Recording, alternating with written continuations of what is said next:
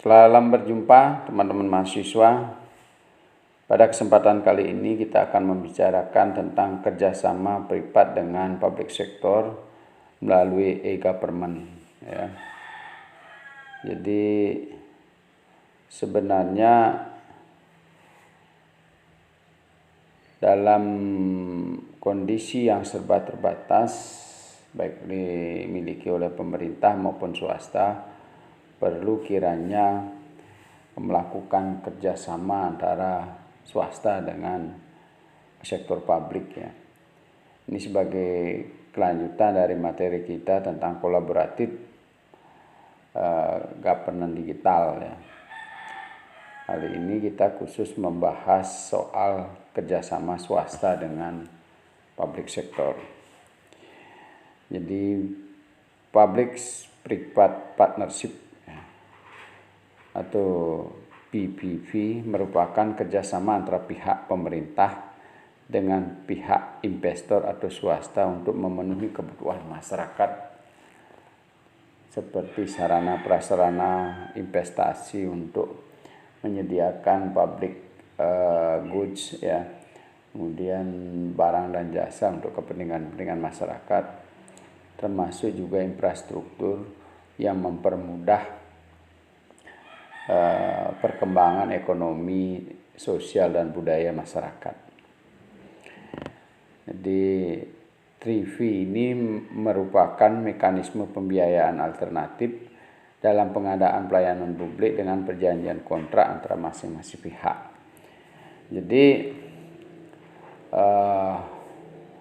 bagaimana supaya mekanisme kontrak kerjasama yang dibangun oleh pemerintah dengan swasta bisa dilaksanakan dengan baik dan cepat ya, kemudian akuntabel ya, terbuka atau transparan ya. Salah satu media yang harus digunakan adalah digital ini ya, di governance digital ya.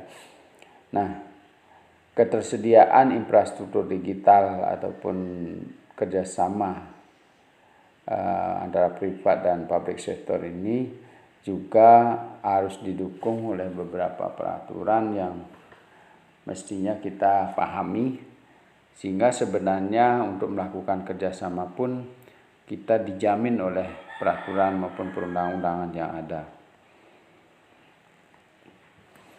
Berdasarkan peraturan Presiden 67/2005 yang kemudian direvisi menjadi Peraturan Presiden 38 tahun 2015, penyediaan infrastruktur bagi masyarakat meliputi infrastruktur ekonomi dan sosial.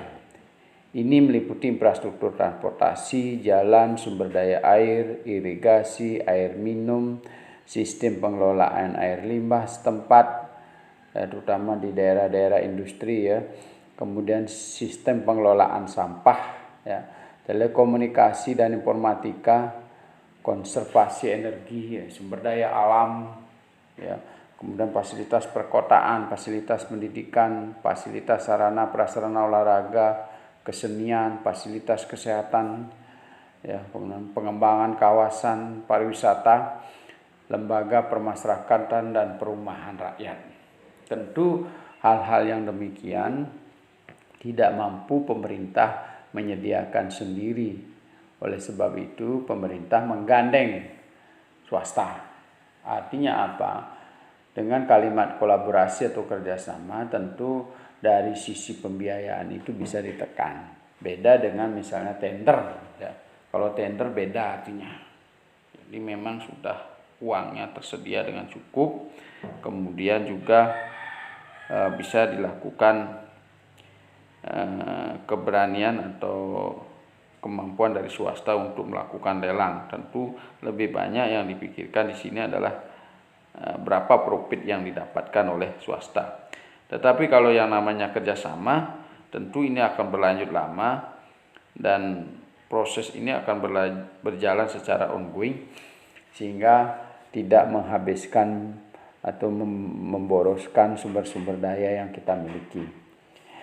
Namun tidak semua pembangunan infrastruktur ini dapat dilakukan oleh pemerintah daerah, khususnya daerah otonom baru yang masih belum diimbangi dengan kapasitas sumber daya manusia dan finansial yang memadai untuk melaksanakan kegiatan tersebut, sehingga penyediaan infrastruktur di daerah masih dapat dikatakan maksimal bahkan sangat minim. Jadi dengan memahami tentang kelemahan dan kekurangan yang dimiliki oleh pemerintah daerah, mereka bisa menggandeng swasta, baik swasta yang ada di daerah, antar daerah maupun di tingkat nasional, untuk bagaimana mengembangkan infrastruktur pelayanan terhadap masyarakat di daerah.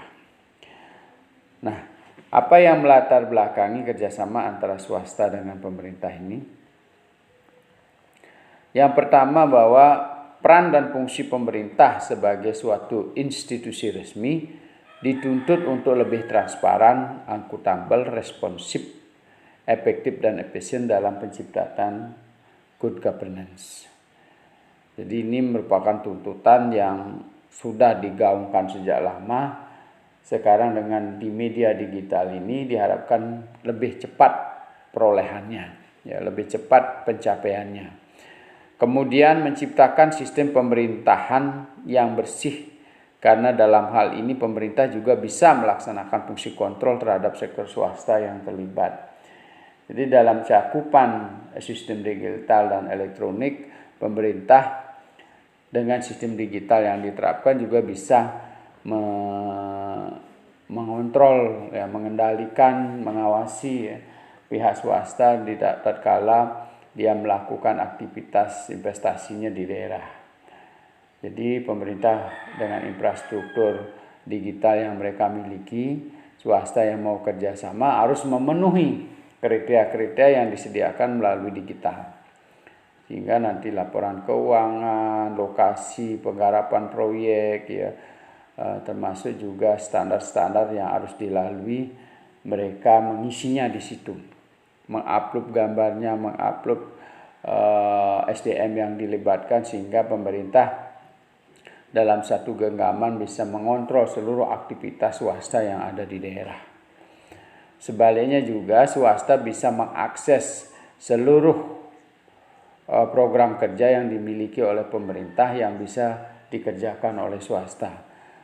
Nah, dengan demikian swasta juga dibantu oleh digital akan sangat cepat dan bersaing di antara para swasta yang ada di daerah, sehingga mereka akan berlomba untuk menunjukkan keunggulan-keunggulan mereka dalam rangka mendampingi daerah membangun daerahnya. Ya, kemudian kita lanjutkan dengan bentuk-bentuk kerjasama antara privat dan public sector. Yang pertama adalah service contract. Jadi yang pernah dilakukan oleh service contract, kerjasama pemerintah dengan pihak swasta untuk melaksanakan tugas-tugas tertentu dalam jangka waktu 1-3 tahun ke depan. Pihak swasta memiliki posisi sebagai pemilik aset dan penanggung jawab risiko keuangan secara penuh. Tidak terlalu membutuhkan komitmen politik, biaya recovery, regulasi, dan informasi dasar. Sementara kapasitas pemerintah pun dikategorikan sedang dan tidak memerlukan skill khusus.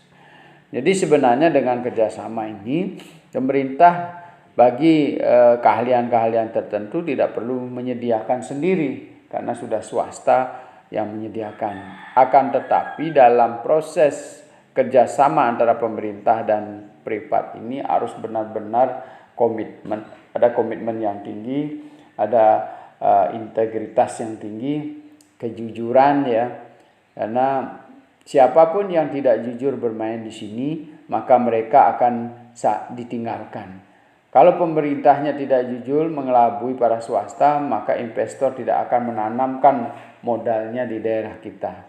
Sebaliknya kalau swasta berlaku tidak jujur di satu daerah, maka rekam jejaknya akan terbaca secara nasional. Dimanapun dia akan bekerja akan tercoreng namanya atau di blacklist, sehingga pekerjaan-pekerjaan mereka akan terhambat bila berhadapan dengan politik pemerintahan atau penguasa-penguasa yang merasa terkelabui. Dan apalagi sekarang dengan media digital ini, kolaborasi antar pemerintah itu sudah sangat kuat. Sebagai contoh misalnya, ketika seorang debitur ya meminjam uang di sebuah bank lalu dia tidak membayar secara lancar, maka dia akan di blacklist dan terbaca oleh bank-bank lain. Itu salah satu keunggulan dari digital. Nah, ketika mereka melakukan kontrak kerjasama dengan pemerintah, maka CP itu apabila tidak jujur, maka dia akan dicabut izinnya, lalu blacklist, dan nama-nama orangnya yang terlibat di situ sudah tertera. Apapun yang dibuat, kalau betul-betul kita digital, sekali lagi menyebut nama orang bersangkutan dengan menyebut nicknya sudah boleh dikatakan terblacklist di sana nama-nama bersangkutan tersebut. Tapi karena sekarang masih digitalnya setengah hati, sehingga masih bisa lolos para pengusaha-pengusaha yang tidak jujur, masih lolos para penipu-penipu di bidang investasi. Ya. Kita harapkan ini semua pemerintah dalam sistem digitalnya sangat kedap, sehingga orang-orang yang memang sudah terblacklist itu tidak akan lagi bisa menjadi pengusaha dimanapun di wilayah Indonesia, bahkan di dunia internasional. Contoh pengumpulan dan pembuangan sampah, pengerukan kali, penarikan dan pengumpulan tagihan air, perawatan pipa air, kesemuanya ini dapat dimitrakan kepada pihak swasta. Jadi hal-hal yang bersifat bisa dilelangkan atau dimitrakan kepada swasta, maka swastalah yang bisa mengerjakan, sehingga tugas-tugas pemerintah sebagai fasilitator bisa berjalan dengan baik, tidak mengerjakan hal-hal yang bersifat teknis yang bisa dikerjakan oleh swasta. Di sisi lain juga kita mengurangi biaya pemerintah untuk merekrut tenaga teknis, karena kita sudah akan disediakan secara kontrak kerja oleh tenaga teknik di luar pemerintah. Kemudian yang kedua adalah manajemen kontrak. Kerjasama ini tidak jauh berbeda dengan service kontrak, namun yang membedakan adalah kerjasama ini dilakukan pada tingkatan operasional manajemen. Ya, kalau tadi service kontrak itu berkaitan dengan layanan yang dikerjasamakan dengan swasta, sekarang di tingkat manajemen dan maintenance dengan jangka waktu 3 sampai dengan 8 tahun. Nah, ini sudah ada aturan-aturannya ya. Posisi pihak swasta adalah sebagai pemilik aset, investor, dan bertanggung jawab atas risiko finansial dalam batasan minimal. Di dalam proses seleksi hanya ada 1 kali kompetisi dan tidak ada pembaharuan perjanjian. Ini 8 tahun ya. Jangan sampai swasta juga dirugikan adanya peraturan-peraturan baru yang sering menghambat perkembangan yang dimiliki oleh swasta. Ya. Keunggulan dari manajemen kontrak adalah adanya keterlibatan pihak swasta yang lebih kuat, namun kelemahannya manajemen ini tidak memiliki pengawasan yang kuat secara menyeluruh, meliputi keuangan, kebijakan, pegawai, dan sebagainya. Jadi karena risiko keuangan ya, aset dan investor itu dimiliki oleh swasta, sehingga untuk masuk ke dalam ranah pengelolaan uang secara otonom mereka mungkin kita tidak bisa mengawasi dari sisi pemerintah. Tetapi ketika dia melibatkan anggaran pemerintah untuk digunakan oleh pihak swasta, maka kita bisa mengikatnya dengan dalam bentuk proses-proses yang harus dilalui oleh swasta sehingga mendapatkan anggaran keuangan yang dikeluarkan atau dikucurkan oleh pemerintah, sehingga kita bisa mengendalikan dan mengawasi penggunaan anggaran pemerintah tersebut. Contoh tidak jauh berbeda dengan servis kontrak, pengelolaan fasilitas umum seperti rumah sakit, sekolah, dan tempat parkir. Itu sebagai contoh. Kemudian yang ketiga ada namanya lease kontrak. Lease kontrak ini yaitu kerjasama pemerintah yang pihak swasta dalam jangka waktu 10 tahun sampai 15 tahun, di mana tanggung jawab manajemen operasional dan pembaruan kontrak lebih spesifik. Jadi pemilik modal adalah sektor publik. Jadi pemilik modal dan pemerintah, namun pihak swasta turut menanggung risiko keuangan dan risiko dalam risiko menengah. Kelemahannya akan menimbulkan potensi konflik antara pihak swasta sebagai operator pelaksana dan sektor publik pemerintah sebagai pemilik modal. Contoh pengelolaan taman hiburan, bandara, armada bis dan sebagainya. Itu contoh-contohnya yang menggunakan lease kontrak. Jadi kepemilikan lebih banyak dimiliki oleh pemerintah, ya. Kemudian kita lanjutkan yang keempat, konsensus, ya, consension, ya. Merupakan kerjasama yang melibatkan pemerintah, publik, dan swasta sebagai pemilik modal dalam jangka waktu 20 sampai 30 tahun. Jadi posisi pihak swasta sebagai penanggung jawab operasional pemodal, memelihara dan menanggung risiko secara penuh. Keunggulan pihak swasta mendapatkan kompensasi penuh. Di sisi lain, sektor publik mendapatkan manfaat peningkatan efisiensi operasional dan komersial dalam investasi dan pengembangan SDM-nya.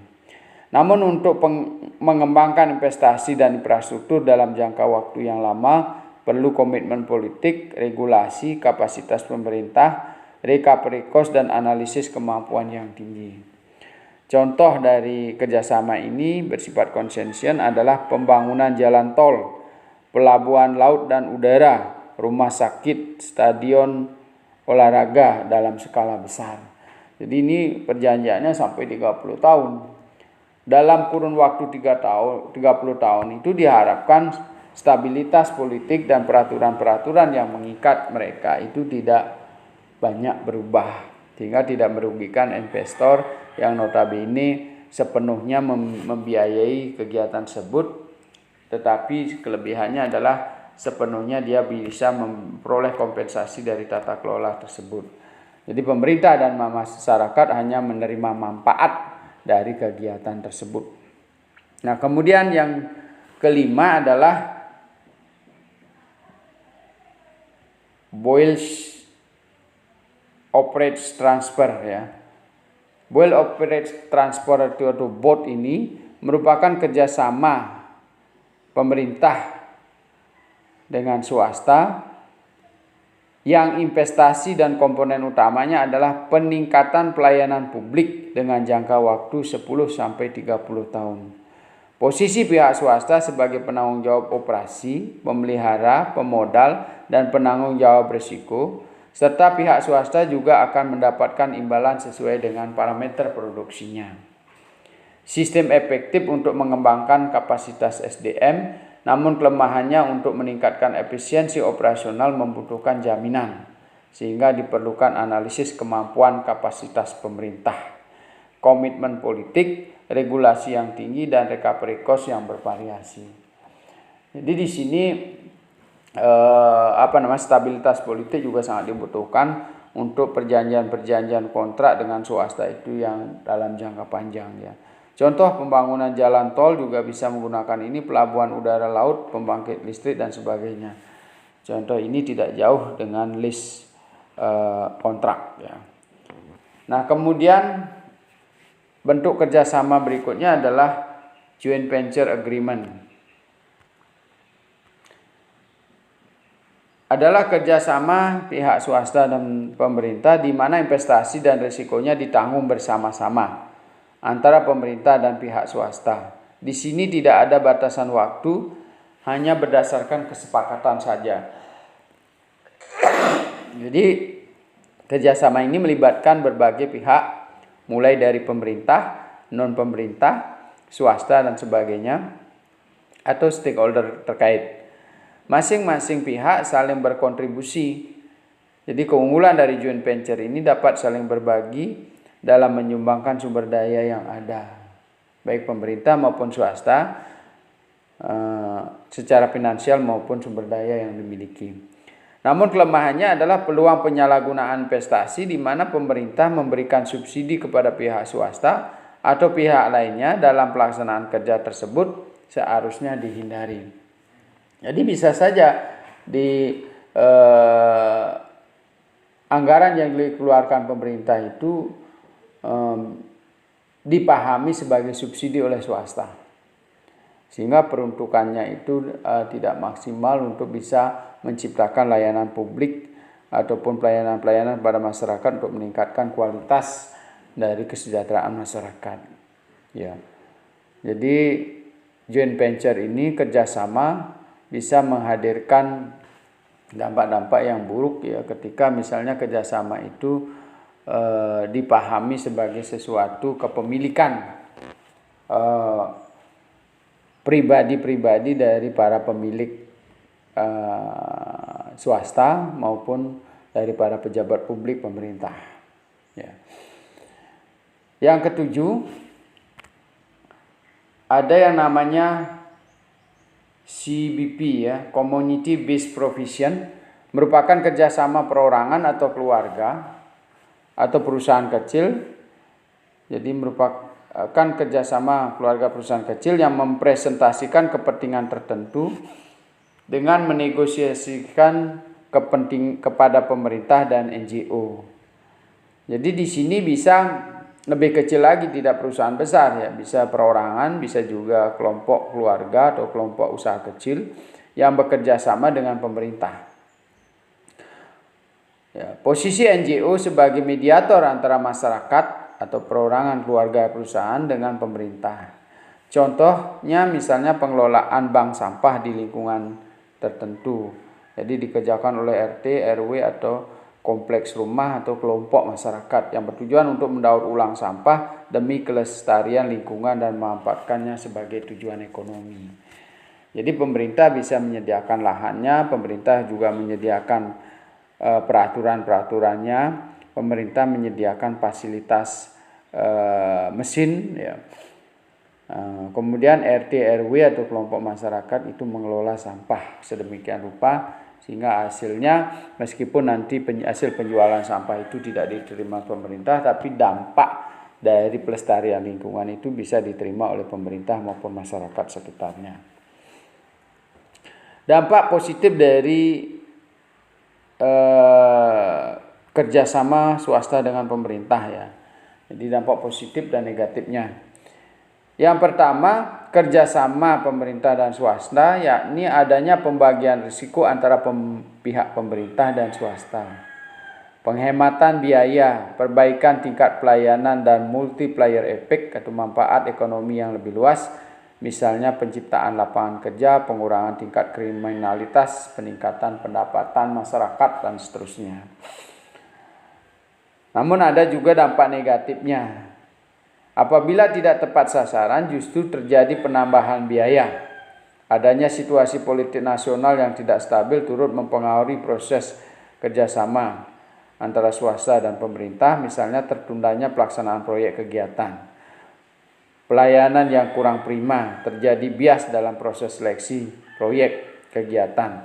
Misalnya penentuan pemenang tender, hilangnya kontrol pemerintah dalam proses pelaksanaan kegiatan dan sebagainya. Jadi sekarang mana yang dipilih? Ya. Kalau kita berpikir tentang kelemahan ya, tentu semua proses bisa terjadi kelemahan ya. Karena di sini swasta bisa memegang peranan yang sangat besar, apalagi yang memiliki kontrak besar dan sebagian besar investor yang mengeluarkan biaya, pemerintah hanya mendapat manfaatnya. Sehingga terjadilah eksploitasi sumber daya alam besar-besaran yang sulit dikontrol oleh pemerintah. Ya, pengalaman-pengalaman lama ini kita gunakan sebagai guru bagi pemerintah sekarang. Bagaimana supaya kejadian-kejadian itu tidak terjadi? Ya. Bagaimana juga kita kontrak-kontrak yang sudah lama itu kita bisa revisi ulang dengan pendekatan-pendekatan perundang-undangan. Tentu diperlukan kecerdasan yang dimiliki oleh para pejabat publik atau tim teknis untuk mengelola kontrak kerja yang ada sebelumnya, terutama yang jangka panjang. Pengalaman itu juga dipergunakan untuk menciptakan kerjasama berikutnya supaya tidak mengalami apa yang sudah menjadi presiden buruk di tempo proyek-proyek kontrak kerja pemerintahan sebelumnya. Ya. Sehingga proses eksploitasi sumber daya alam yang panjang, tidak ada recovery, ya, baik recovery cost atau recovery sumber daya alam, sehingga yang ditimbulkan adalah kerusakan-kerusakan yang terjadi di dalam masyarakat, ya, di sumber daya alam kita, lingkungan, kemudian juga terjadi konflik sosial yang berkepanjangan, ya, kerusakan lingkungan yang menimbulkan laut tercemar, sungai tercemar dan sebagainya. Itu dengan kemampuan teknologi yang sekarang ada, sehingga tidak terjadi hal-hal yang buruk akibat dari kerjasama pihak pemerintah dengan swasta. Sebaliknya juga pemerintah juga tidak bisa arogan, ya, melakukan tender terhadap swasta, misalnya pekerjaan sudah selesai, termin uangnya tidak keluar, ya, karena tata kelola manajemen di pemerintahan yang kurang cepat, kurang tanggap, ya, misalnya sering sekali pembayaran proyek-proyek yang sudah selesai, sudah sesuai dengan kualitasnya tidak terbayar, ya, atau ditunda pembayarannya. Tentu kalau sering seperti ini akan membuat para pengusaha-pengusaha itu menjadi lemah dan bisa menjadi gulung tikar. Terjadi perhelatan politik membuat proyek-proyek tertunda, ya. Jangan sampai ketika misalnya kita sudah teknologinya maju, urusan politik ya berbeda urusan politik, ya. Urusan sosial, kompleks sosial tidak perlu mempengaruhi proyek-proyek yang sedang jalan, ya. Nah, inilah persoalan-persoalan ketika manajemen itu tidak bisa terkonsentrasi, apa istilahnya, terintegrasi di antara unit-unit pemerintah yang ada. Sehingga penyelamatan terhadap aset-aset yang sudah dikerjakan swasta itu tidak bisa dilakukan secara cepat. Recovery biaya atau recovery cost ini juga tidak bisa direcovery dengan cepat, karena proses yang dilakukan secara manual dan komitmen dari para pejabat publik dan para pengusaha yang tidak baik, ya. Kemudian kelemahan berikutnya adalah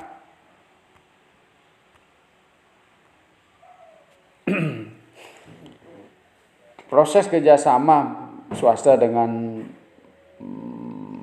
privat atau privat dengan pemerintah adalah di Indonesia juga masih lemah karena regulasi yang saling tumpang tindih, ya. Tadi saya sampaikan terjadinya pergantian regulasi itu sering berpengaruh, ya, sehingga menyulitkan pihak swasta untuk melakukan investasi. Prosedur birokrasi yang masih berbelit-belit, perencanaan tata ruang wilayah dan daerah yang belum tertata dengan baik, ya. Bahkan nanti sudah memiliki RUTR tetapi malah dilanggar, ya. Jalur hijau sudah dipasang tetapi malah dipindahkan dan sebagainya, ya. Sehingga sistem manajemen untuk menata ulang proyek-proyek itu akan terus berubah-ubah, sehingga terjadilah gambaran yang sangat amburadul, sepertinya tidak memiliki master plan perencanaan di daerah. Jadi ganti pejabat memiliki master plan berbeda, ganti pejabat memiliki master plan yang berbeda, akhirnya semuanya menjadi rusak dan sulit untuk berinvestasi di daerah-daerah yang bersangkutan. Desain perencanaan teknis yang tidak matang sehingga menyulitkan pihak swasta dalam proses pengerjaan. Jadi masih adanya pertimbangan-pertimbangan non teknis berpengaruh terhadap proyek, ya. Ada pertimbangan politik, ada pertimbangan ekonomi, sosial dan sebagainya. Tidak hanya melibatkan persoalan teknis. Jadi hal-hal inilah yang sering merusak perencanaan pembangunan yang sudah sangat baik menjadi rapuh dan seperti tidak memiliki master plan yang baik bagi daerah-daerah bersangkutan. Salah satu contoh dalam pembangunan jalan tol sering terjadi perbaikan akibat proses perencanaan yang tidak matang. Dengan demikian dalam proses kerjasama swasta dan pemerintah, maka perlu kesiapan dan kematangan dari pemerintah atau pemerintah daerah untuk menyiapkan regulasi dan kerangka kerja yang matang. sehingga dalam proses pelaksanaan kegiatan tersebut dapat realisasi secara maksimal dan memberikan keuntungan kepada pihak-pihak, ya. Jadi apakah masyarakat tidak terlalu lama terganggu aktivitasnya akibat jalannya rusak terlalu lama, ya. Kemudian juga akibat perbaikan bendungan yang tidak memiliki rentang waktu yang jelas, masyarakat petani bisa tidak menanam padinya 1-2 tahun. Kita bayangkan kalau dia punya lahan pertanian saja sebagai sumber kehidupannya, kalau dia berhenti sampai 1 tahun, berarti mereka tidak makan sebagai petani 1 tahun, atau cukup untuk merubah profesi mereka dari petani menjadi ke sektor lain. Ya, 1 tahun kita berhenti jadi petani, berarti keahlian atau motivasi kita menjadi petani hilang, ya. Makanya diciptakan teknologi yang baru yang membuat percepatan terhadap berbagai proyek-proyek besar, ya. Jadi kita bisa lihat di Cina, ya. Anda bisa tonton di YouTube, itu dalam ukuran hari bisa membangun gedung, dalam ukuran jam bisa menyelesaikan sekian kilometer jalan. Nah, inilah tujuannya teknologi tersebut, ya. Jadi kita bisa melihat rancang bangun jembatan-jembatan panjang itu sudah disiapkan sedemikian rupa sehingga bisa dikerjakan dengan cepat, ya. Hanya dibantu dengan teknologi dan komitmen dari para pejabat publik, ya. Adanya pergantian politik, adanya perhelatan politik yang sampai berpengaruh terhadap proyek-proyek yang dikerjakan oleh swasta, sehingga swasta menjadi jenuh, ya. Sehingga swasta menjadi tidak berminat untuk berinvestasi di daerah kita. Kemudian tidak kalah pentingnya juga adat istiadat budaya, banyak juga menghambat investor-investor yang mau datang ke Bali, katakanlah misalnya kalau di Bali, ya.